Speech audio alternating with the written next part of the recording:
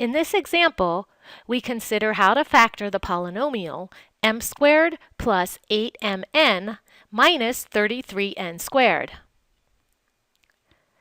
I find that what makes this the most confusing for students when it comes to factoring is not the fact that it's a trinomial, but rather that it has two different variables, the m and the n. So for a moment, what I want you to do is simply consider the polynomial without the letter n in it. In other words, I want you to ignore the variable n and think of this simply as the polynomial m squared plus 8m minus 33. This is simply a trinomial with three terms, and we factor these using our box method. So let's start by factoring this, and then let's go backwards and put the n back in. So m squared plus 8m minus 33, if we were to set up our box,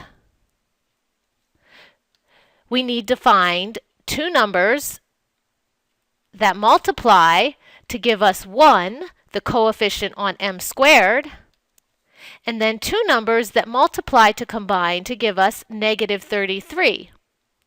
And at the same time, when we crisscross multiply and then add or subtract, we want to get plus 8. So two numbers that multiply to give us 1 are 1 and 1. Two numbers that multiply to give us negative 33. Well, there's only a couple options. How about if we choose 11 and 3?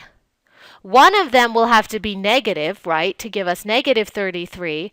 But when we multiply across, we want to get it so that our sum is 8. That means that 11 needs to be more positive and 3 needs to be negative.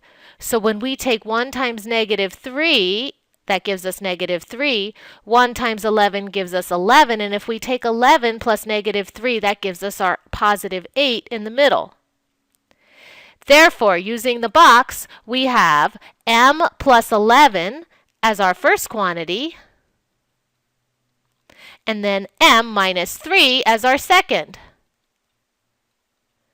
So m squared plus 8m minus 33 factors as m plus 11 times m minus 3.